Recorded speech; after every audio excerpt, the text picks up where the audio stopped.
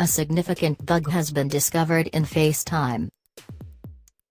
The bug lets you call anyone with FaceTime, and immediately hear the audio coming from their phone, before the person on the other end has accepted or rejected the incoming call. This poses a pretty big privacy problem.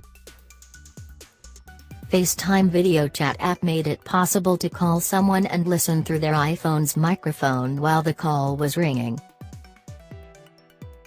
If the caller hit the power or volume button while the call was ringing, they could see video from the camera on the recipient's phone.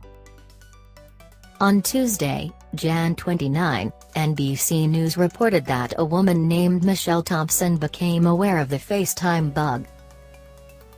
Apple acknowledged the issue and said it would have a fix later this week.